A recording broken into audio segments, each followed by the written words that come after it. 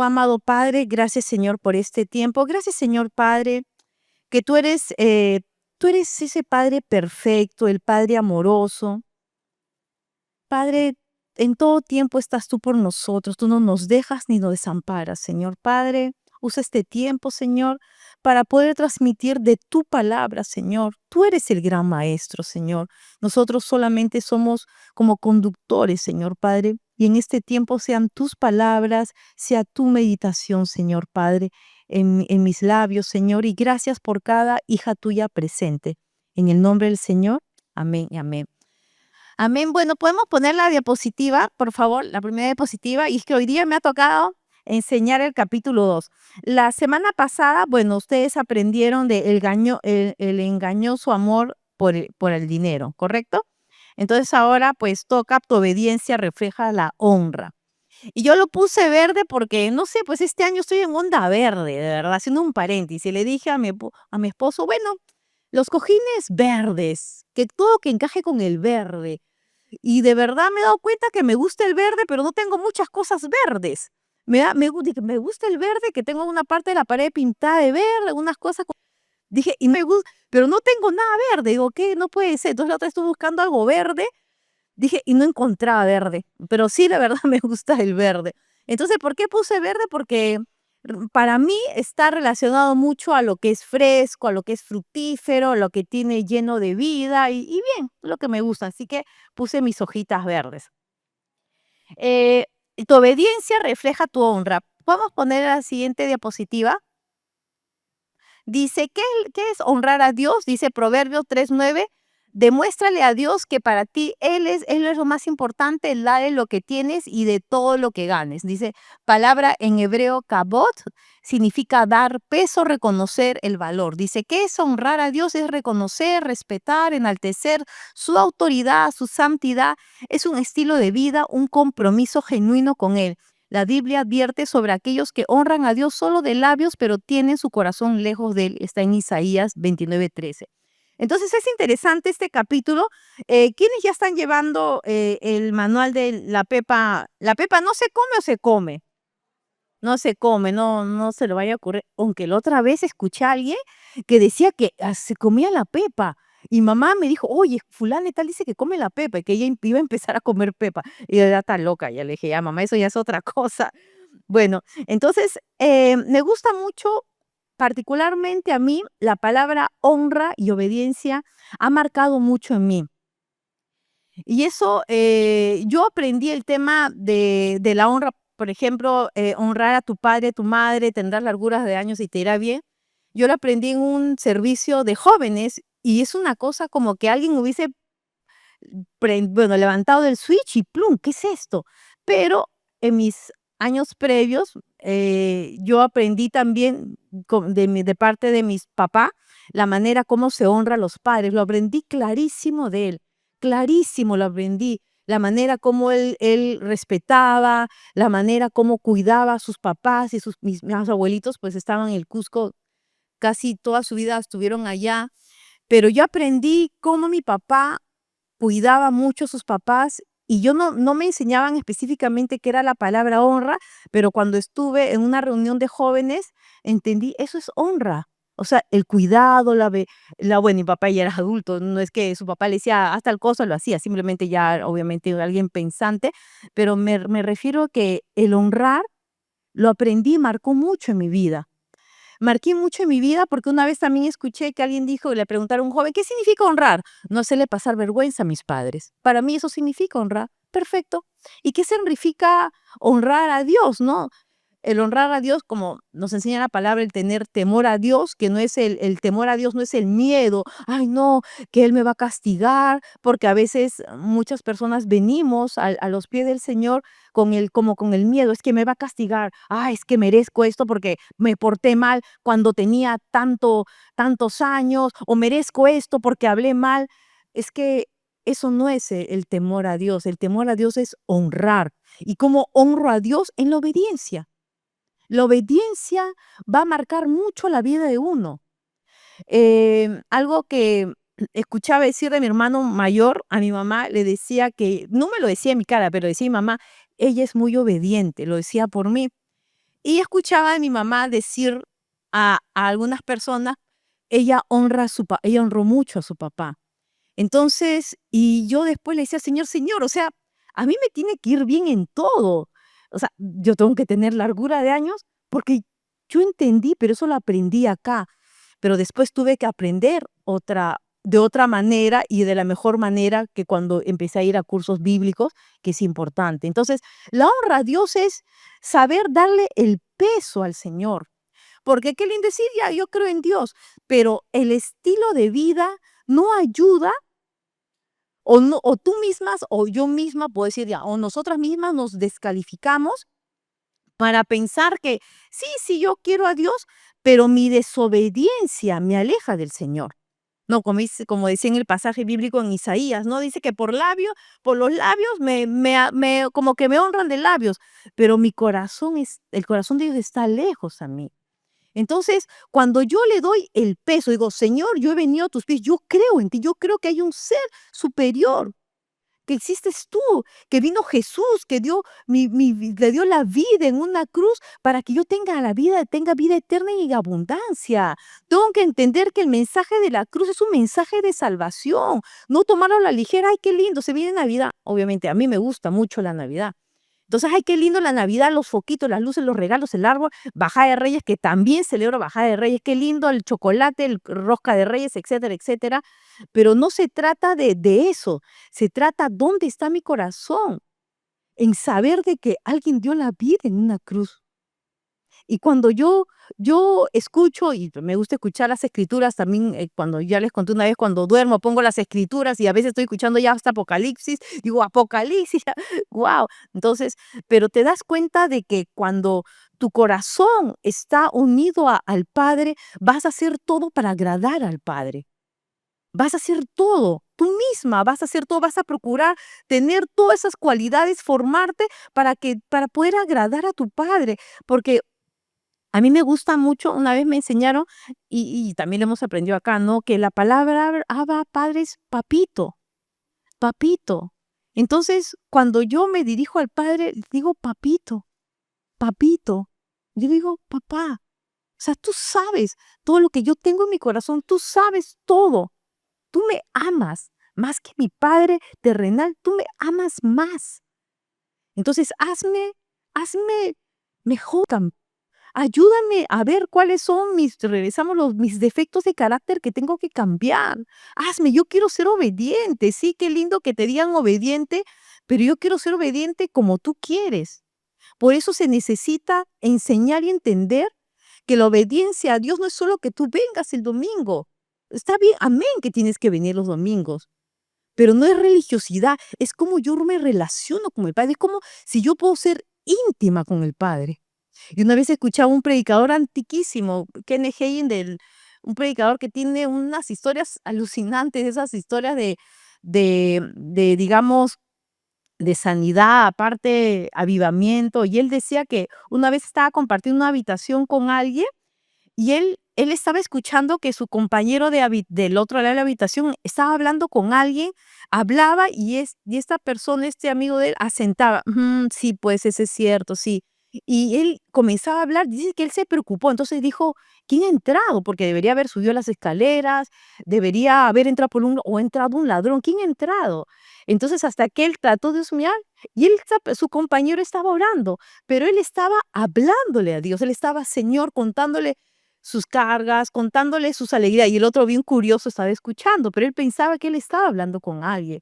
Entonces, la intimidad con el Padre, esa intimidad te la da solo en esos espacios. Por eso que uno tiene que preocuparse mucho.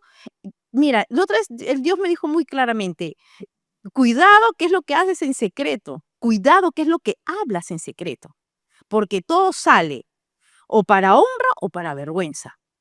Todo, todo. Así que si tú tienes que tratar bien a tu esposo, okey, está bien que lo trates bien delante de las personas, pero trátalo bien en secreto, dentro de tus 4 paredes, donde dice que nadie te ve. ¿O qué estás tú viendo donde dice que nadie te ve? Porque todo sale a la luz, o es para honra o es para vergüenza. Entonces, en los lugares secretos es donde se crea la intimidad con el Padre, en los lugares secretos.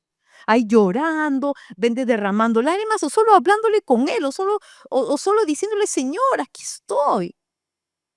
Los mejores momentos tenido con el Señor ha sido en esos momentos, obviamente, como habló Gladys, momentos de prueba, todos pasamos pruebas, pero son en esos momentos donde, ay, qué deleite, es literal, qué deleite. Es como comerme la mejor torta de chocolate. Wow, es una cosa que hasta mis sueños, o sea, los sueños hasta cambiaban, mis sueños, es una cosa hermoso, pero eso se ve en la intimidad con el Padre. Pero ¿sabes qué pasa? A veces leemos tanto, amén, de la obediencia, de la honra, de la generosidad, pero estamos tan distraídas en nuestro día a día que nos quita esa intimidad con el Padre, esa intimidad, esa relación, decirle, yo te amo. Y una vez le dije, mira, mi papito ya se fue a tu presencia, así que ya tú sabes cómo me vas a engreír. Ya tú sabes cómo me vas a creer. Entonces, decirle esas cosas a mí antigua, bueno, antes conocer a Cristo me parecía irrespetuoso, pero ese tipo de cosas, Señor, tú sabes, yo ni te las digo, pero tú sabes lo profundo de mi corazón. Entonces, busquemos esa intimidad con el Padre para poder entender qué significa honra, porque a veces podemos ser como soldaditos, honra, sí, tienes que dar tanto, honra, sí, pero tienes que entender y un personaje, bueno, un patriarca muy interesante que tuvo una revelación muy interesante con respecto a la honra y la obediencia. La siguiente slide, por favor, siguiente slide.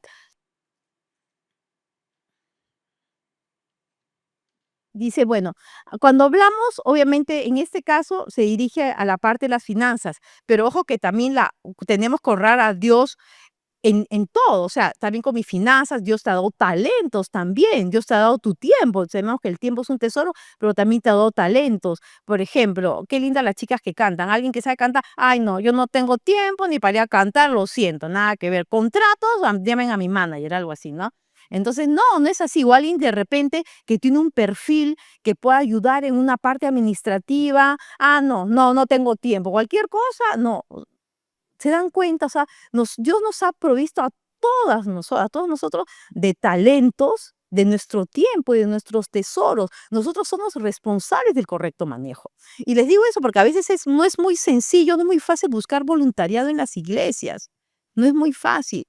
Entonces, ¿por qué todo el mundo? Yo sé que los horarios son full time, no siempre se trabaja part time, pero no es fácil, pero me llama a pensar, a meditar, digo, ¿por qué no hay voluntariado? Si el creyente tiene que ser, ya, ¿en qué ayudo? Ok, yo trabajo, soy responsable acá, yo puedo después de las 6, ya 2 horas, ¿qué necesitas hacer? Necesito que alguien me ayude a hacer, no sé, un cuadro, un organigrama, perfecto, yo soy experta en eso, yo te voy a ayudar.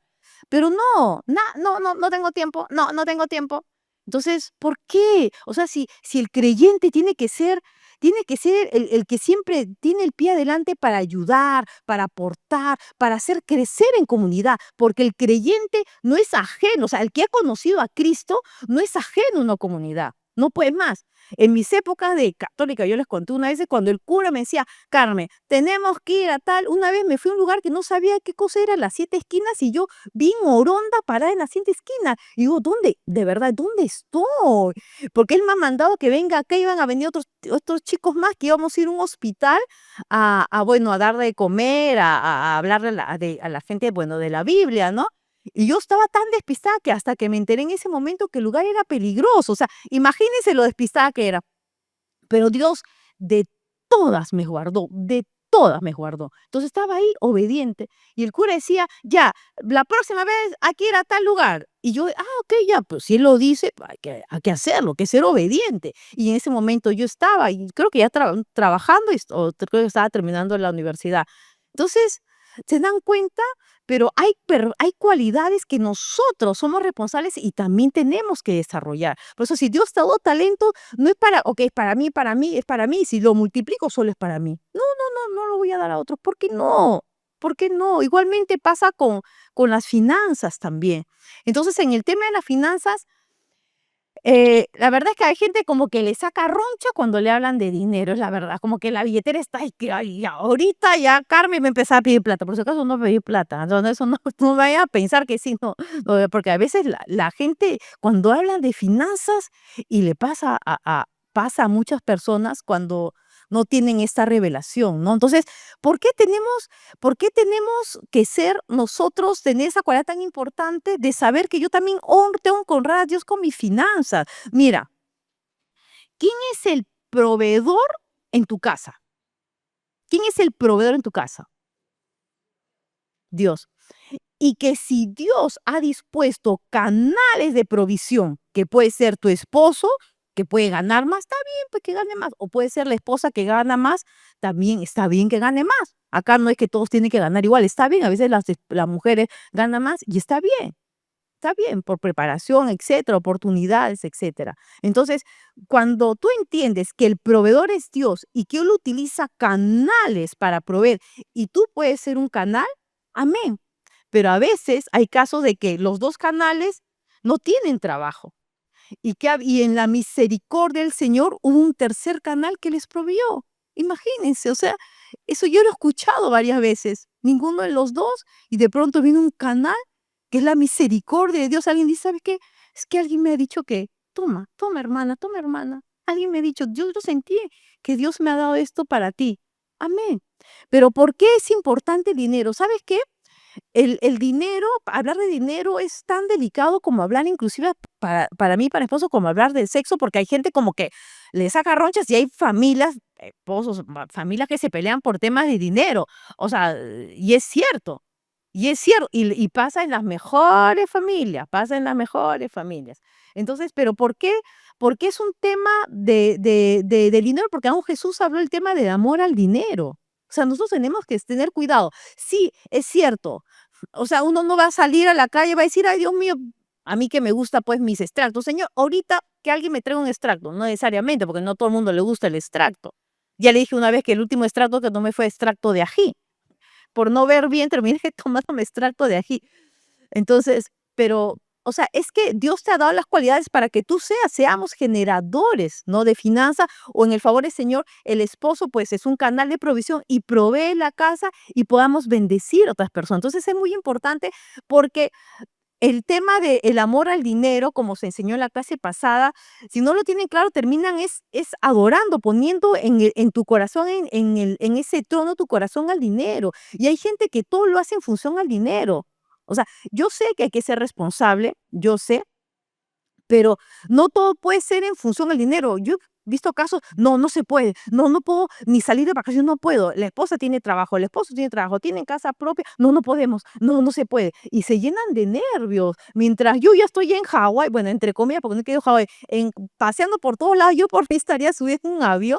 Entonces, y yo le digo, pero ¿por qué? ¿Por qué te pones así? Ay, no, he perdido, tú no sabes, he perdido mucho dinero, pero agradecele a Dios que tienes un matrimonio, una familia unida y me mira con una cara, entonces yo estoy pensando en otra cosa y la otra persona obsesionada con el dinero. Entonces, yo no digo que es malo, está bien, tenemos que ser responsables con el dinero que Dios nos da. No es que uno sea irresponsable, pero hay algo que Dios quiere trabajar en nosotros y quiere saber dónde está nuestro corazón, o es el amor a Dios o el amor al dinero, porque uno no, porque van a competir en nuestro corazón. Y a veces parece medio tonto, pero fíjate nomás, fíjate cuando tú te das cuenta en alguien que tú hay alguna necesidad y no quiere dar nada.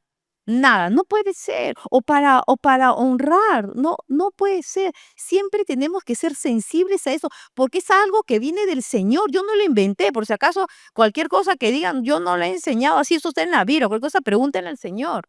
Porque dice, ¿cómo honro a Dios con mi finanza? Dice en Hechos 2, 43, 47. ¿Sabe por qué me gusta esa parte de esa historia?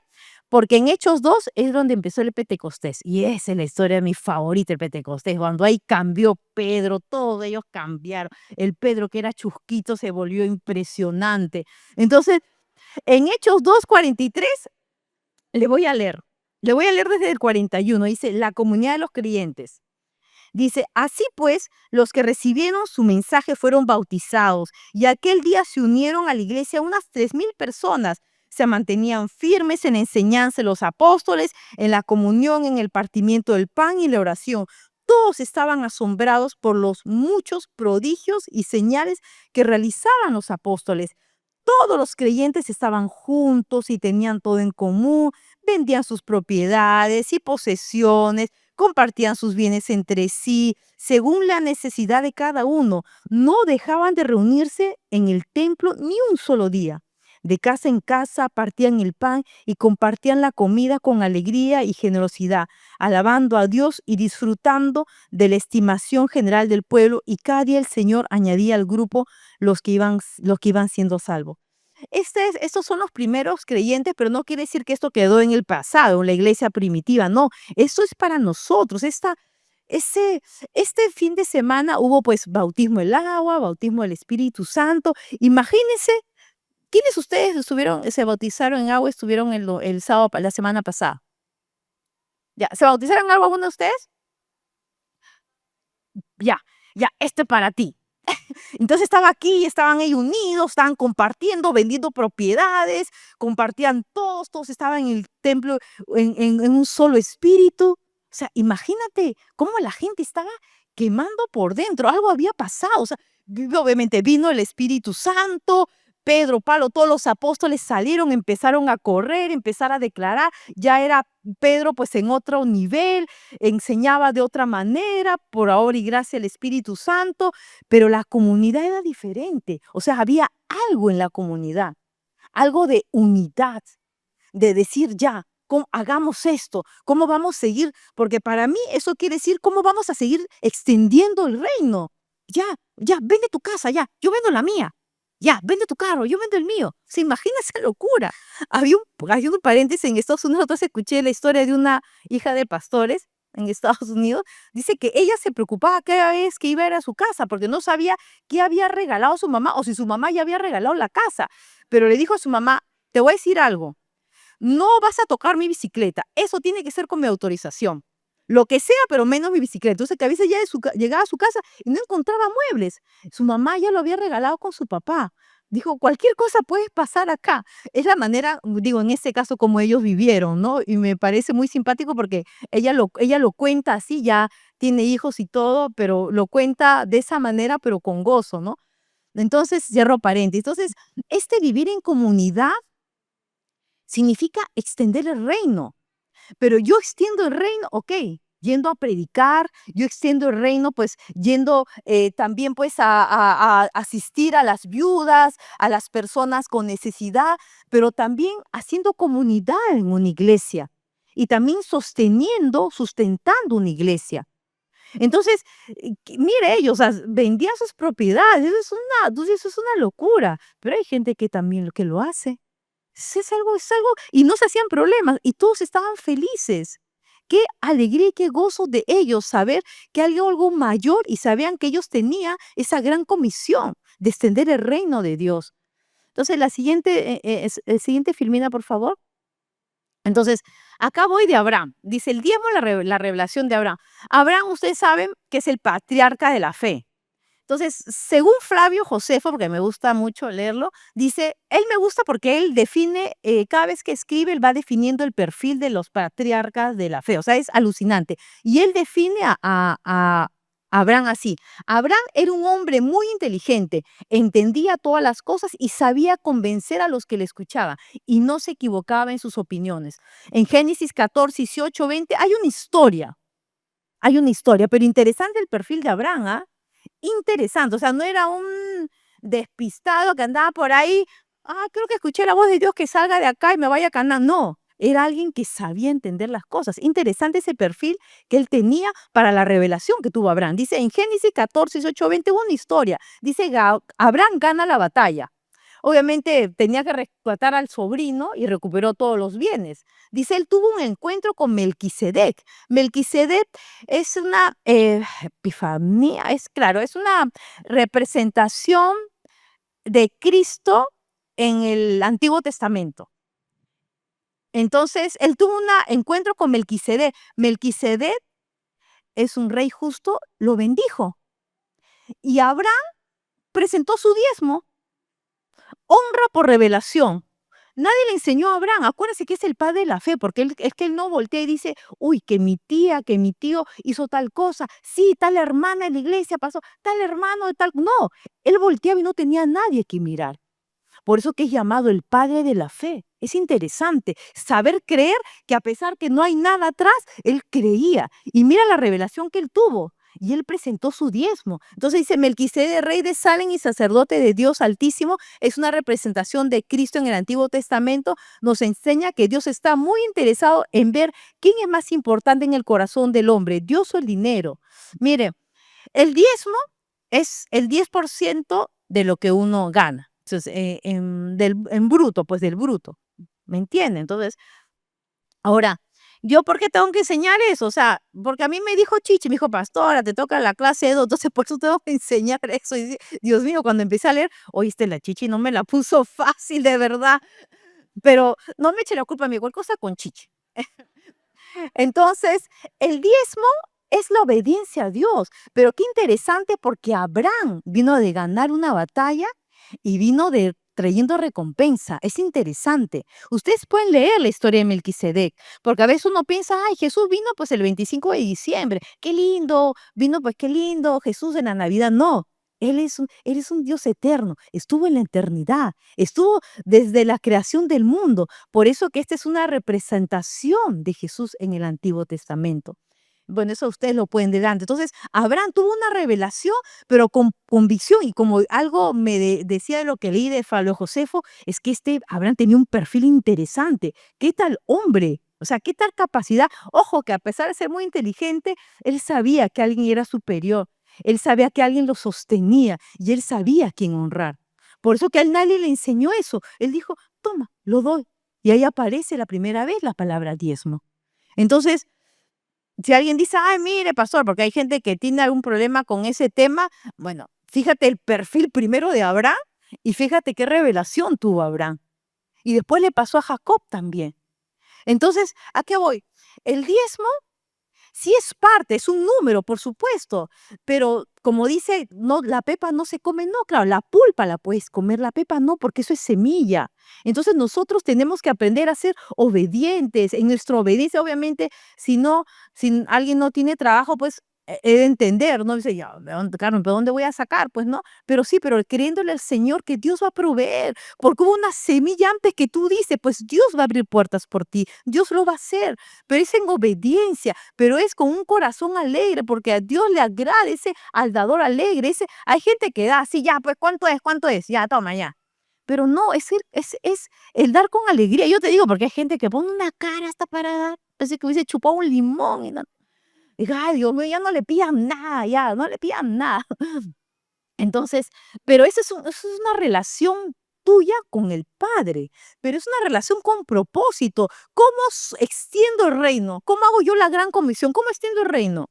¿Cómo extiendo un reino? Ustedes saben, y algo está en mi corazón, en las iglesias perseguidas para mandar Biblias a Corea del Norte se reúnen muchos extranjeros, inclusive hay como una asociación, y ellos inflan globos y dentro de los globos ponen Biblias pequeñas y ponen un poco de dinero y tratan que eso vaya al otro lado, para Corea del Norte, para que ellos puedan recibirlo. O sea, imagínate que alguien haga eso y que tú digas, ¿qué necesitan tanto? ¿Cómo nos lo vas a dar?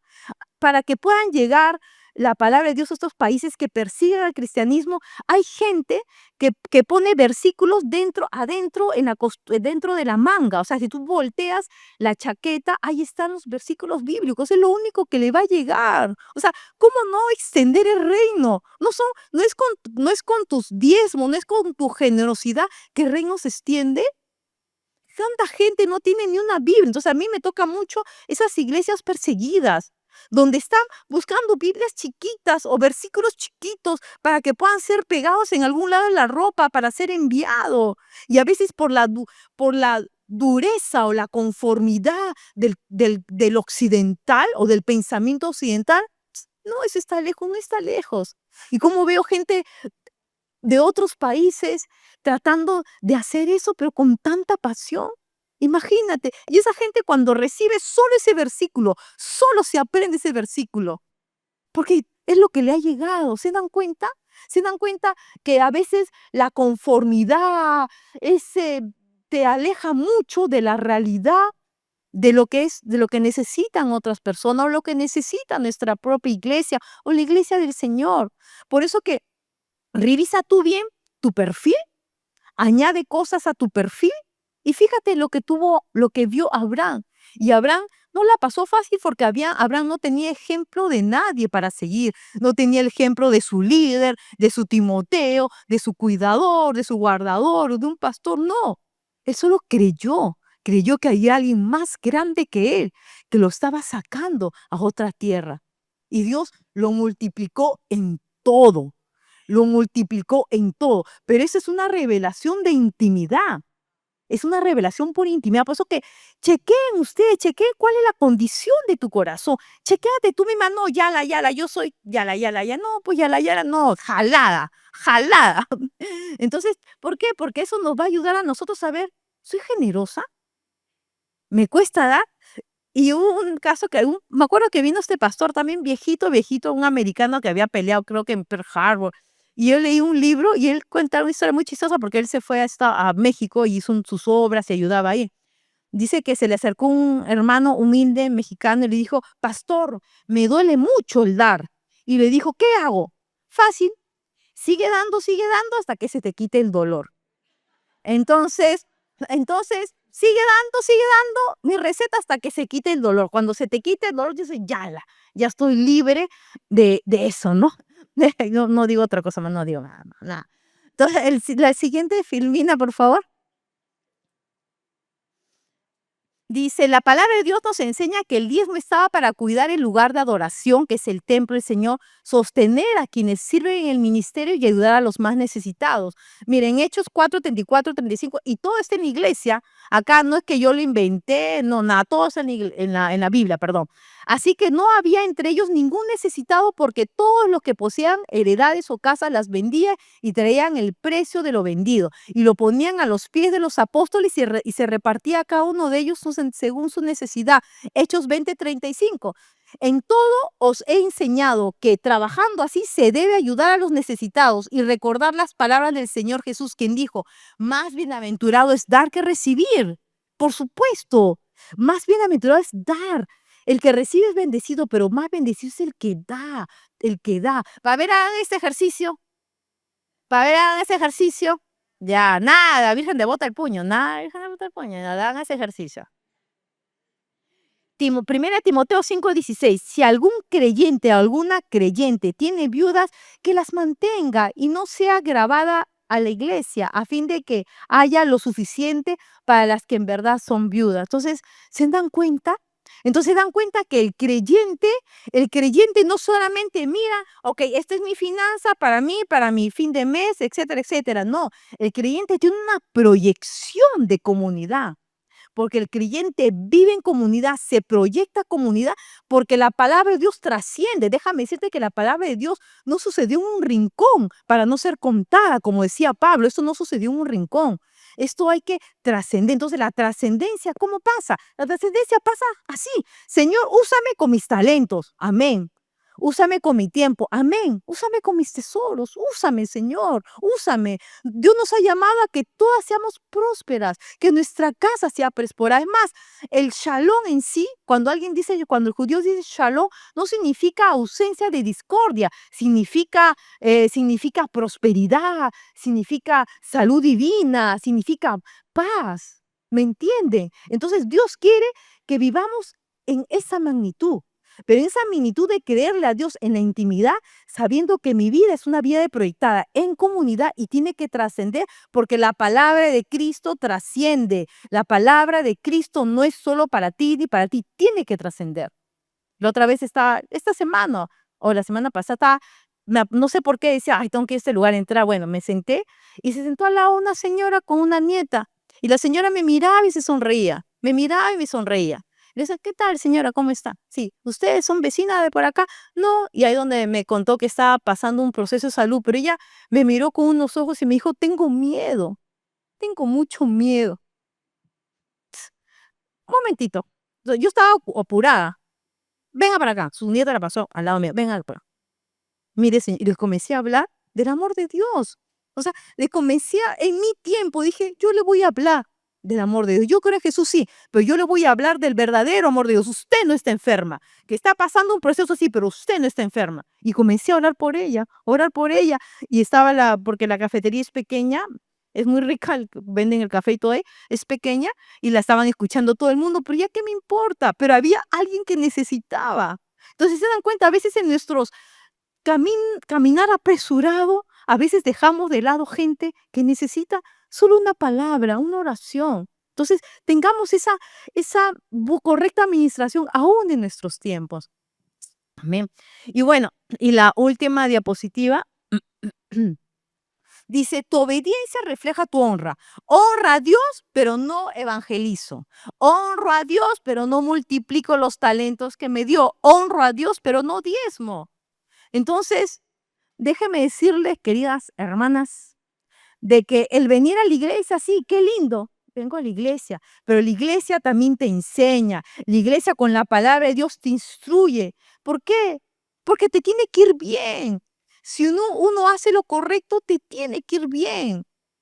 No tenemos que buscar más sustento de saber por qué tengo que dar o por qué tengo que hacer tal cosa, el diezmo, porque está ya, ¿no? Desde el Antiguo Testamento ya está.